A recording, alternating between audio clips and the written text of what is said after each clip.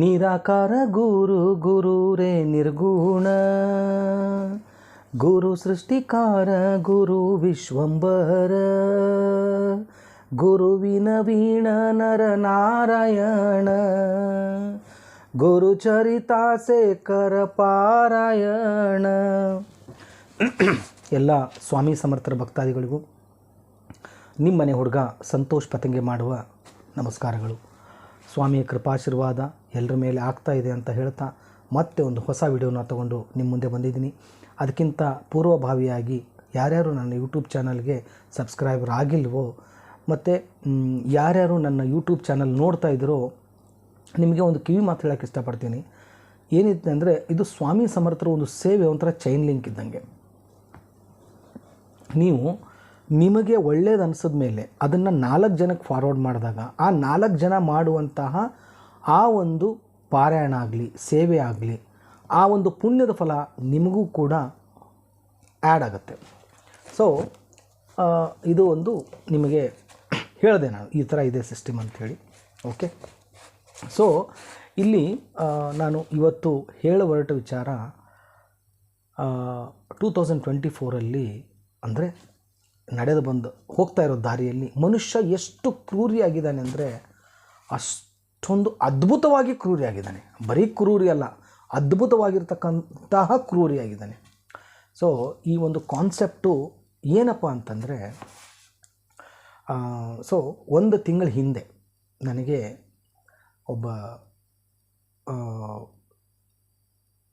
ಹೀಗೆ ಒಂದು ಊರಿನಿಂದ ಫೋನ್ ಮಾಡ್ತಾರೆ. ಯಾಕಂದರೆ ಅವರು ಹೆಸರು ಹೇಳೋಕ್ಕೆ ನನಗೆ ಇಷ್ಟ ಇಲ್ಲ, ತುಂಬ ನೋವಿನ ಘಟನೆ ಇದು. ಸೊ ಅದ್ಭುತವಾಗಿದೆ, ಕೊನೆವರೆಗೂ ಇದನ್ನು ಕೇಳಿ ನೀವು. ಅಂದರೆ ಮನುಷ್ಯ ಇನ್ನೂ ಯಾವ ಮಟ್ಟಕ್ಕೆ ಕೆಳಮಟ್ಟಕ್ಕೆ ಹೋಗಿ ಥಿಂಕ್ ಮಾಡ್ಬೋದು ಅನ್ನೋದಕ್ಕೆ ಇದು.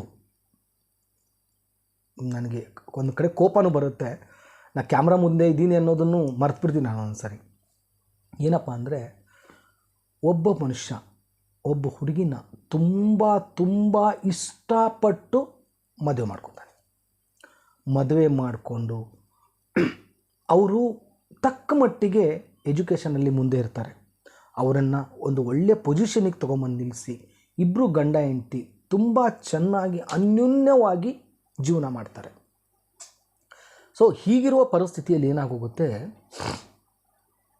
ಇಲ್ಲಿ ಎಲ್ಲರ ಮನೆಯಲ್ಲೂ ಒಂಥರ ಸಮಸ್ಯೆ ಆದರೆ ಇವ್ರ ಮನೆಯಲ್ಲೇ ಒಂಥರ ಸಮಸ್ಯೆ. ಏನಪ್ಪ ಸಮಸ್ಯೆ ಅಂತಂದರೆ, ಎಲ್ಲರ ಮನೆಯಲ್ಲೂ ಹುಡುಗನ ತಾಯಿಯ ಸಮಸ್ಯೆ ಇರುತ್ತೆ. ಇಲ್ಲಿ ಈ ಕಥೆಯಲ್ಲಿ ಹಾಗಲ್ಲ, ಅತ್ತೇನೆ ಒಂದು ಸಮಸ್ಯೆ ಹುಡುಗನಿಗೆ.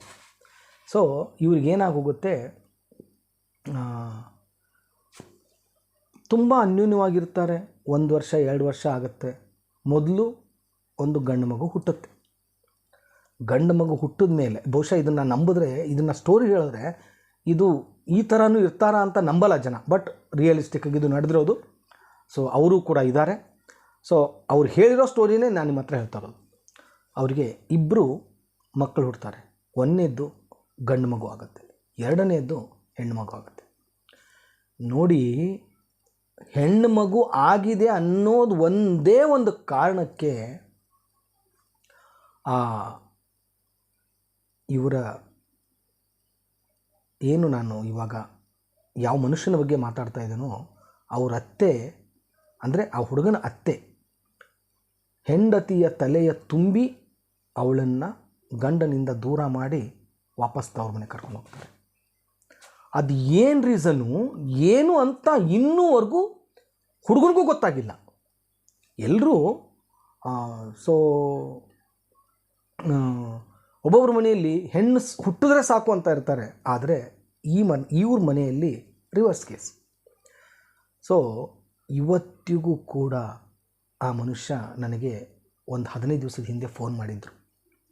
ಫೋನ್ ಮಾಡಿ, ಸಂತೋಷಣ, ಮಹಾರಾಜರು ನೀವು ಕೊಡೋ ಸೇವೆ ನಾನು ಮಾಡ್ತೀನಿ, ಮಹಾರಾಜರು ನನ್ನ ಹೆಂಡತಿ ನನ್ನ ಮನೆಗೆ ವಾಪಸ್ ಬಂದು ನನ್ನ ಮಗು ಜೊತೆ ಚೆನ್ನಾಗಿರ್ಬೋದಾ,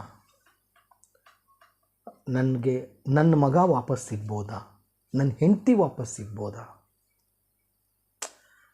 ನಾನು ಆ ಮನುಷ್ಯ ಹೇಳ್ತಾ ಇದ್ದಾನೆ, ಇದು ಇದು ಇದು ಸತ್ಯನ ಸುಳ್ಳ?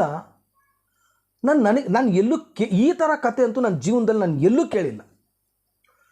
ಏನಿದು ಯಾವ ಮಟ್ಟಕ್ಕೆ ಹೋಗ್ತಾ ಇದೆ ಅಂತಂದರೆ, ಪಾಪ ಅಷ್ಟೊಂದು ಪ್ರೀತಿಸಿ ನಾನು ನಿನಗೋಸ್ಕರ ಪ್ರಾಣ ಕೊಡ್ತೀನಿ ಅನ್ನೋ ಮಟ್ಟಕ್ಕೆ ಪ್ರೀತಿಸಿರುವಂಥ ಹುಡುಗಿ ಒಂದು ಹೆಣ್ಮಗು ಹುಟ್ಟಿತು ಅಂಥೇಳಿ ಒಂದು ಸಿಂಗಲ್ ರೀಸನ್ಗೆ ಗಂಡನ್ನ ಬಿಟ್ಟು ಹುಟ್ಟಿರೋ ಮಗನ್ನ ಕರ್ಕೊಂಡು ಬೇರೆ ಊರಿಗೇನೆ ಹೋಗಿ ಅಲ್ಲಿ ಜಾಬ್ ಮಾಡ್ತಾರಲ್ಲ, ಇದು ನನಗಂತೂ ಅರ್ಥ ಆಗ್ತಾ ಇಲ್ಲ. ಏನು ಮಾಡ್ಬೋದು ರೀ ಮಹಾರಾಜರು ಇದಕ್ಕೆ? What is the solution? But ಇಷ್ಟು ಮಾತ್ರ ಸತ್ಯ, ನನಗೆ ನಂಬಿಕೆ ಇದೆ. ನನ್ನ ಹತ್ರ ಅವ್ರು ಫೋನ್ ಮಾಡಿಕೊಂಡ್ರು, ಕೇಳಿದ್ರು. ತಕ್ಕ ಮಟ್ಟಿಗೆ ನನಗೆ ಎಷ್ಟು ಮಹಾರಾಜರು ಬುದ್ಧಿ ಕೊಟ್ಟಿದ್ದಾರೋ ಅಷ್ಟು ಅವ್ರಿಗೆ ನಾನು ಸೇವೆ ಕೊಟ್ಟಿದ್ದೀನಿ. ಆದರೆ ಒಂದು ಮಾತು ಹೇಳ್ತೀನಿ ವೀಕ್ಷಕರೇ, ಹೆಣ್ಣು ಮನೆಯ ಜ್ಯೋತಿ. ಆ ಜ್ಯೋತಿ ಮನೆಯನ್ನು ಬೆಳಗಬೇಕು ಹೊರತಾಗಿ ಗಂಡನ ಚಿತೆಗೆ ಜ್ಯೋತಿಯಾಗಿ ಬೆಳಗಬಾರ್ದು. ಒಂದೊಂದು ಮಾತು ನೋವಾಗ್ಬೋದು, ಆದರೆ ದಯಮಾಡಿ ಕ್ಷಮೆ ಇರಲಿ. ಒಂದು ಹೆಣ್ಣು ಭೂಮಿ ತಾಯಿಗೆ ಹೋಲಿಸಿದ್ದಾರೆ ವೀಕ್ಷಕರೇ. ಆ ಮಹಾತಾಯಿಯ ಆ ಒಂದು ಸ್ವರೂಪನೇ ತಾಯಿಗಂತ ಕೊಟ್ಟಿದ್ದಾರೆ. ಹೆಣ್ಣು ಮತ್ತೊಬ್ಬರಿಗೂ ಹೆಣ್ಣು ಅಲ್ವಾ? ಯಾಕೆ ಈ ಥರ ವಿಚಾರ ಮಾಡ್ತಾರೋ, ಯಾವ ಬ್ಯಾಡ್ ಥಿಂಗ್ಸ್ ಇಟ್ಕೊಂಡು ವಿಚಾರ ಮಾಡ್ತಾರೋ ಒಂದು ಅರ್ಥ ಆಗಲ್ಲ. ಸೊ ಅವರು ಫೋನ್ ಮಾಡಿ ನನ್ನ ಹತ್ರ ಹೇಳ್ತಾರೆ, ಸಂತೋಷ್ ಸರ್ ಹಿಂಗಾಗಿದೆ ಸಮಸ್ಯೆ. ನನಗೆ ತಲೆಯಲ್ಲಿ ಹೋಗಲೇ ಇಲ್ಲ ಅದು. ಏನು ಇವರು ಆ ಥರ ಹೇಳ್ತಾ ಇದ್ದಾರೋ, ನನಗೆ ಫಸ್ಟು 5 ನಿಮಿಷ ನನ್ನ ತಲೆಗೆ ಹೋಗಿಲ್ಲ. ಅವ್ರು ಹೇಳ್ತಾ ಇದ್ದಾರೆ ತಮ್ಮ ಎಕ್ಸ್ಪೀರಿಯೆನ್ಸ್ನ, ಬಟ್ ಇಸ್ ನಾಟ್ ಎಕ್ಸ್ಪೀರಿಯೆನ್ಸ್. ಇದು ಅವರ ಸಮಸ್ಯೆ ನನ್ನ ಹತ್ರ ಹೇಳ್ಕೊಂಡಿದ್ದಾರೆ, ಎಕ್ಸ್ಪೀರಿಯೆನ್ಸ್ ಅಲ್ಲ. ಅವ್ರ ನೋವು, ಅವ್ರ ಸಮಸ್ಯೆನ ನನ್ನ ಹತ್ರ ಹೇಳ್ಕೊಂಡಿದ್ದಾರೆ. ಖಂಡಿತವಾಗಿಯೂ ಅವ್ರಿಗೋಸ್ಕರ ನೀವು ಎಲ್ಲರೂ ಪ್ರಾರ್ಥನೆ ಮಾಡೋಣ. ಏನೋ ಒಂದು ಆ ಕ್ಷಣಕ್ಕೆ ಕೆಟ್ಟ ವಿಚಾರ ಬಂದೋಗಿದೆ ಆ ಮಹಾತಾಯಿಗೆ. ನಾನು ಮಹಾರಾಜರ ಹತ್ರ ಬೇಡ್ಕೊಳ್ಳೋದು ಒಂದೇ, ಅವರಿಬ್ಬರು ಗಂಡ ಹೆಂಡತಿ ಮಕ್ಕಳು ಅತ್ತೆ ಮಾವ ಎಲ್ಲರೂ ಹಾಲು ಜೇನಿನಂಥ ಅವರ ಸಂಸಾರ ಆಗಲಿ. ಬರೋ ಶಿವರಾತ್ರಿ ಒಳಗಡೆ ಅವರಿಬ್ಬರು ಗಂಡ ಹೆಂಡತಿ ಆ ಒಂದು ಸ್ವಾಮಿಯ ಸೇವೆ ಮಾಡಲಿ ಅಂತ ಹೇಳ್ತಾ ಇಲ್ಲಿಗೆ ಈ ಒಂದು ಎಕ್ಸ್ಪೀರಿಯೆನ್ಸ್ನ ಮುಗಿಸ್ತಾ ಇದ್ದೀನಿ. ಮತ್ತೆ ಒಂದು ಹೊಸ ಎಕ್ಸ್ಪೀರಿಯೆನ್ಸ್ ತೊಗೊಂಡು ನಿಮ್ಮ ಮುಂದೆ ಬರ್ತೀನಿ.